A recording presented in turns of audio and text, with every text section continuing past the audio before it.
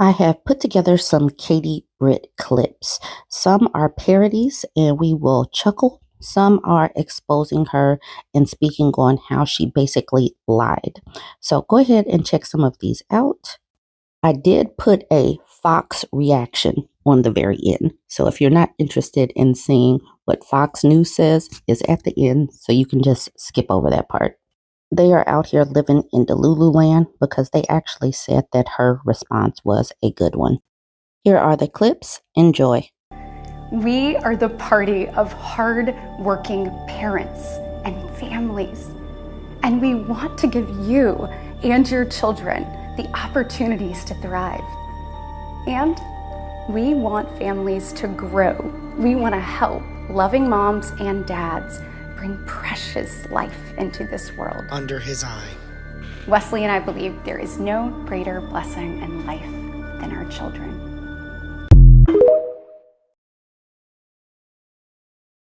Okay, so I wanted to include the Scarlett Johansson SNL clip, but it is copyrighted, so it will be in the description. She definitely knocks it out the park. Here is the TikTok creator Jonathan Katz.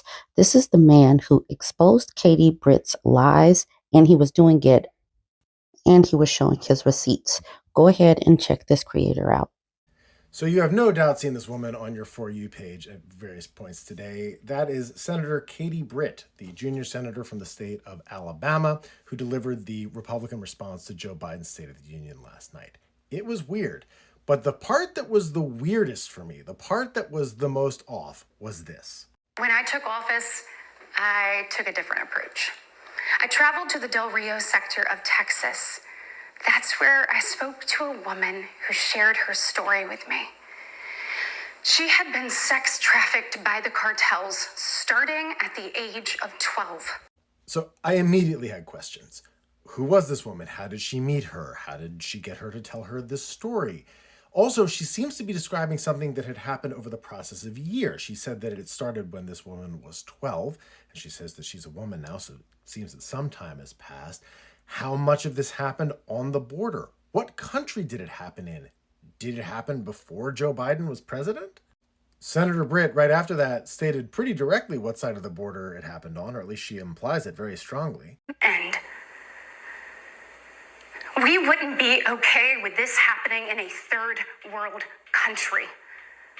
This is the United States of America. All right, so there's the answer. It happened in the United States. Or did it? So I looked a little bit to see if I could figure out what Senator Britt was talking about here, and I found it pretty easily. Senator Britt has told the story over and over and over again since going on this trip. So all I had to do was look for details of the trip, see if there was any information about who she talked to, and if there was any more information about this case there. And I think I found it pretty easily. So in January 2023, Senator Britt, who had just become the junior senator from Alabama, traveled to southern Texas to the Del Rio district near the border of Mexico with two other Republican senators, Marsha Blackburn of Tennessee and Cindy Hyde-Smith of Mississippi. And Senator Blackburn had all of the information about it on her website, her senatorial website. During this trip, among other scheduled visits, the senators had what they described as a round table, although you can see it's not a round table, it's a long table on which they are sitting on one side of it. It's a press conference. They were there with a Fox News contributor, Sarah Carter, who often does sort of the xenophobic anti-immigration coverage, as well as a Mexican congresswoman who's become an anti-human trafficking activist, as well as this woman, who the senators identify as Carla Jacinto Romero. All I had to do was click on Carla Jacinto Romero's name, that hyperlink, on Senator Blackburn's page, and it took me to this. This is Carla Jacinto Romero's testimony to Congress from 2015 about her experiences in Mexico. If you scroll down, you see it took place between 2004 and 2008. Now, I don't know what they put in the textbooks in Alabama these days, but Joe Biden wasn't the president of the United States in 2004 or 2008. He wasn't even the vice president of the United States. That wouldn't happen until 2009. In 2004 to 2008, the president of the United States was George W. Bush. Vice president was Dick Cheney. And none of that really matters here because these events didn't happen in the United States. These crimes didn't take place in the United States or even near the border. They took place in Mexico, in Guadalajara, in Mexico City, and other parts of Mexico. Does U.S. policy have a huge role to play in the Mexican drug wars? Do Mexican drug cartels get their weapons from the United States? Do they get most of the money that they make selling and transiting drugs to the United States? Absolutely. But this didn't happen when Joe Biden was president. It happened 20 years ago when George W. Bush. So this is the journalist, Jonathan Katz. This is the man who exposed Katie Britt for lying about the woman that she met on the border. Please go ahead and check out this full video. She won't tell anyone else. I mean, that's sort of the affect that you get watching that video, right? This is a professional activist. I mean, I'm sure she went through the things that she went through. I'm not discounting that at all. And she's clearly a very brave person who has overcome a lot in her life. But she tells this story in public. This is her testifying in front of Congress in 2015, 9 years ago, almost a decade ago. This is what she does. She goes around and tells people this story. And she did it for the senators in January 2023. And yet this senator has gone around repeatedly for the past year and change, telling the story over and over again as if this woman had confided something in her and as if she was describing actions that had taken place on or even near the US-Mexico border during Joe Biden's presidency. I don't even know what to say except that is just fundamentally dishonest. It goes beyond misleading. She said it in the piece of the video that you saw before. She says, we wouldn't accept these things if they happened in a third world country. Well, they did. Mexico is definitionally a third world country because it wasn't aligned directly with the Soviet Union or the United States. And it is also colloquially a third world country in the sense that it is a non-English speaking country of the global South that is more poor than the United States on average, although it is actually better off than a lot of other countries, even Latin America. But that's neither here nor there. It didn't happen in the United States. It's not an example of something that happened recently, or it's not even an example of something that happened on the border. And there's certainly not something that happened under Joe Biden. So why would she share that story? It seems very clear to me that what she's trying to do is she's trying to create an association in people's minds between Joe Biden, the border, Mexicans, Latin, people of Latin descent, something like that, and sexual violence. That's what she's going for. And she's doing it on the basis of what you can only say is just an out and out lie. She knows that she knows when this woman's experiences happened because this woman has talked about them repeatedly. I'm sure she talked about them and gave very specific indications of when it happened at that press conference that she was at in Del Rio. It must have been very obvious to her at the very least that she wasn't talking to somebody who had recently been 12 years old. After I watched this, I looked up her spokesperson, which is never easy to find these days, but I found an email address for him. I sent him an email. I asked him for comment, if he could explain what the senator meant, if there was some other incident that she was talking about that I hadn't found. They haven't gotten back to me. If they do, I will update then. But for now, it just looks like she just got on national television and lied about something really horrific and really important, and for her own personal and her party's political gain. Here are some reactions to Katie Britt's State of the Union rebuttal. We have Republicans, we have parodies, and we have other people just making commentary on it. This is hilarious. After Republican Senator Katie Britt's response to President Biden's State of the Union speech, this conservative news network called Real America's Voice was silent. They were stunned by how bad her response was. This is so funny. Take a look at the clip. May God bless you, and may God continue to bless these United States of America.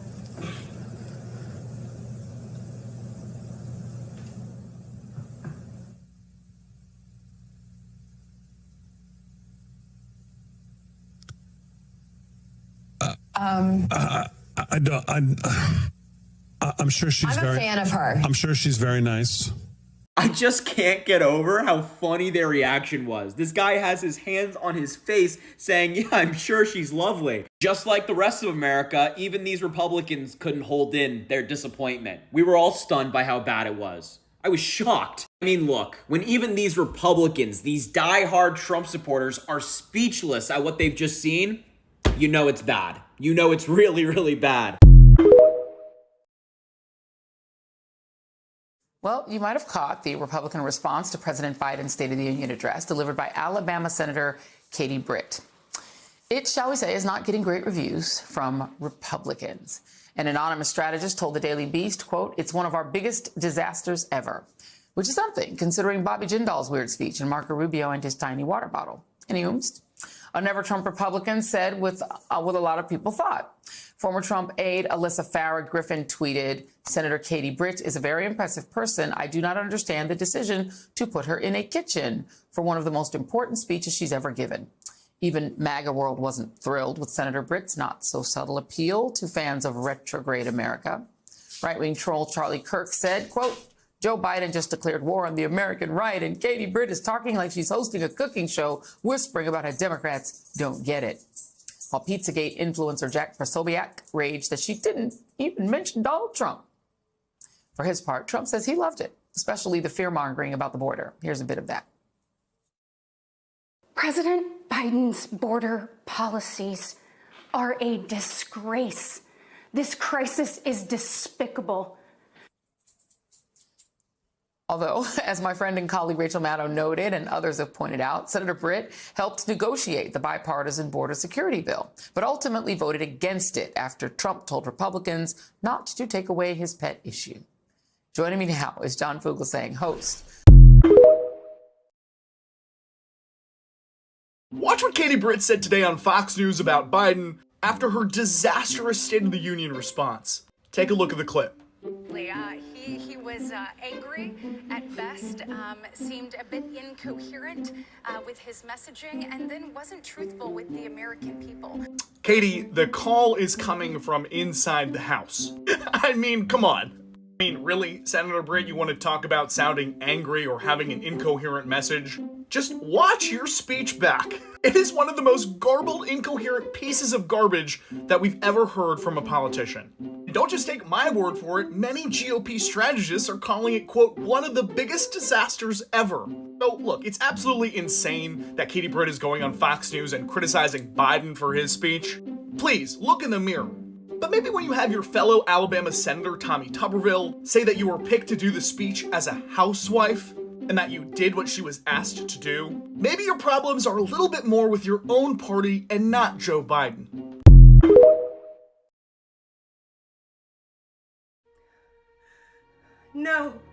No, Katie, don't do it, no! Everyone's gonna make fun of you!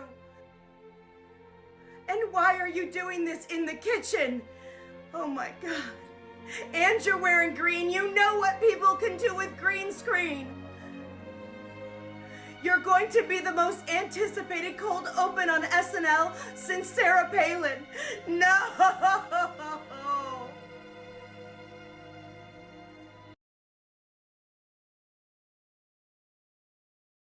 I'm Katie Britt, here with a message on International Women's Day. International is an interesting word, isn't it? It's almost woke.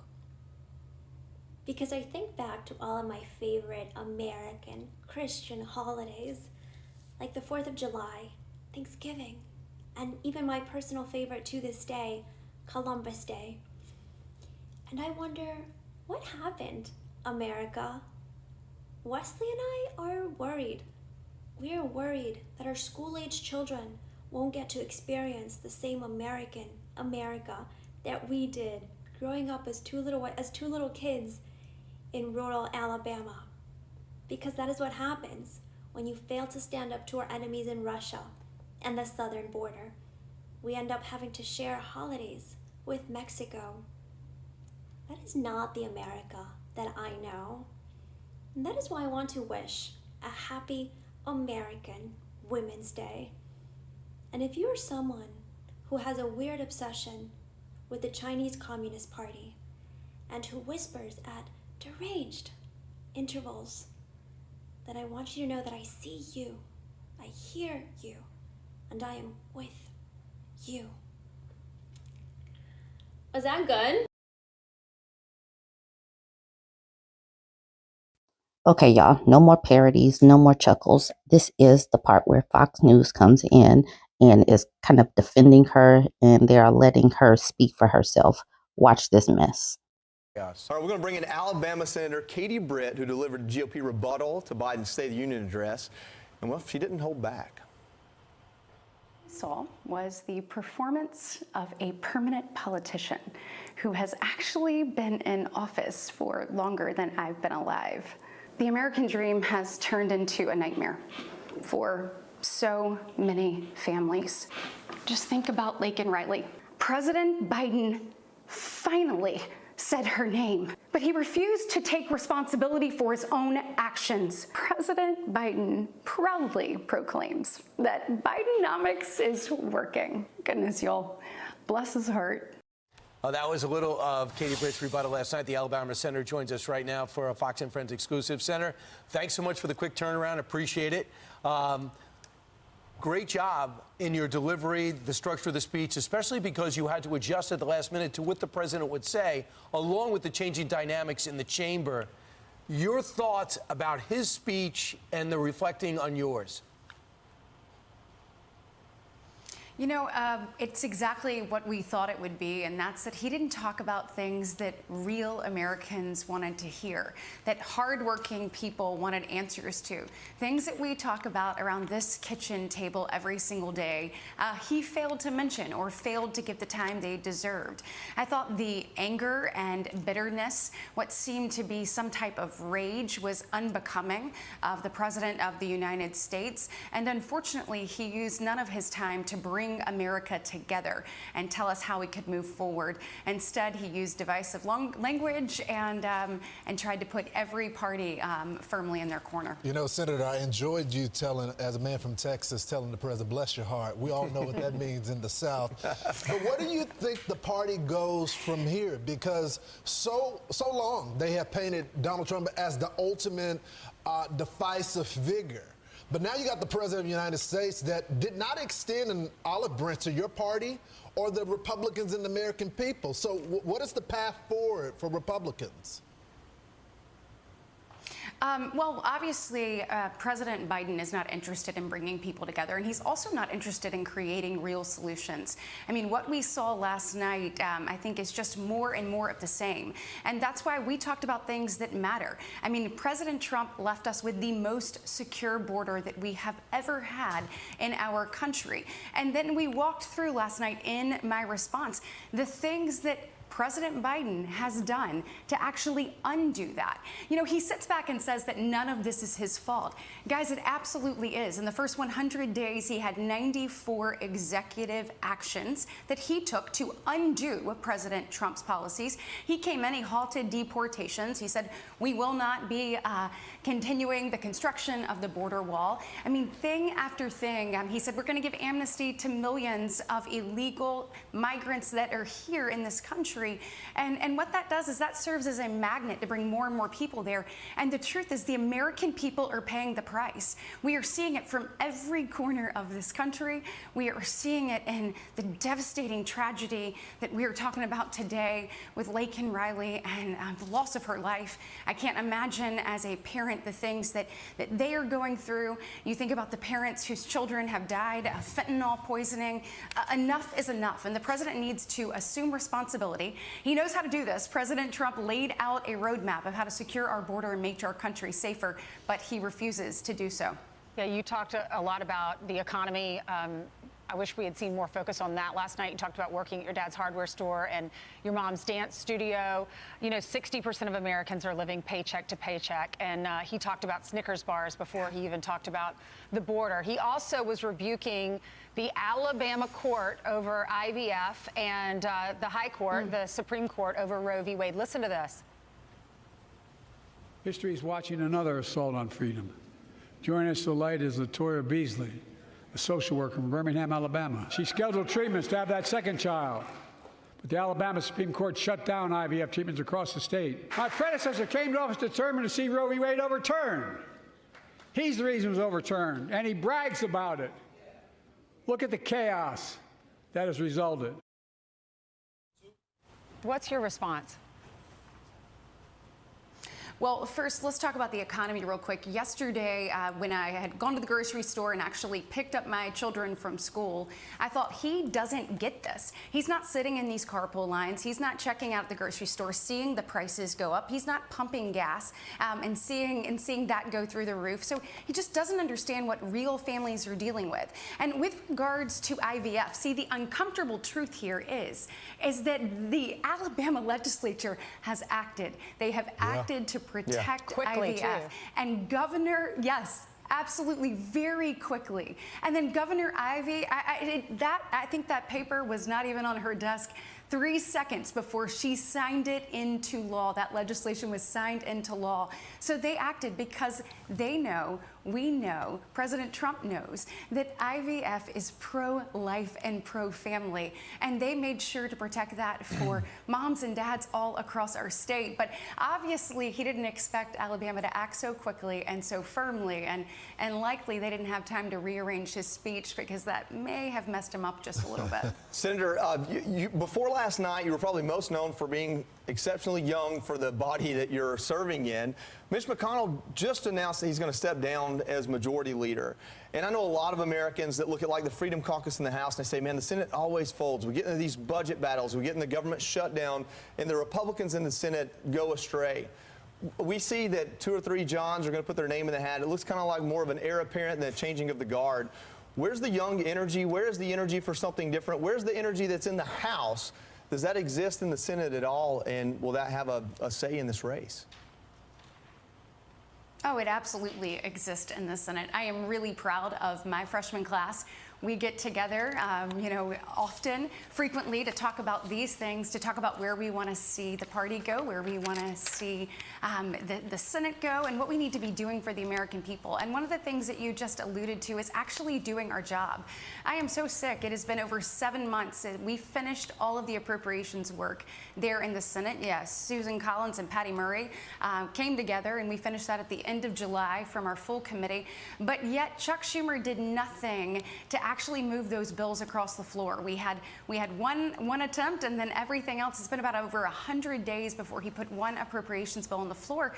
And y'all, we are seeing stuff like that, and we're frustrated because when we don't do our job in the United States Senate, in the United States Congress, the American people pay the price. So you think about how far we are into this fiscal year with absolutely no funding being allocated. It's irresponsible, and we must do better. Right. So we want to see a leader that's going to get us back to doing our job, and we'll be asking tough questions and seeing who can rise to the occasion. Yeah, Senator, the problem is he wants an omnibus, so he did his job, Senator Schumer, which is bad for the country. But you understand, and I know you know this, without Senator Sinema, without Senator Manchin, if you guys are not in the majority, that filibuster is gone. And with a Democratic president, you might not even recognize this country.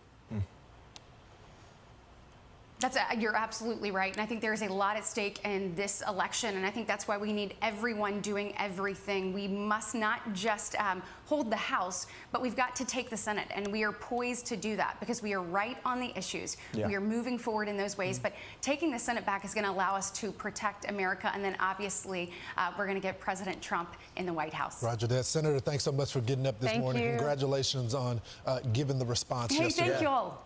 Yeah, you got it. I mean, you had no idea. I appreciate it. Yeah, you got it. You had no idea the pressure that was on her shoulders. She's like, "Oh, I'm in the kitchen now. I have to. The kids are in bed. I have a speech to give to the country." It seemed so natural.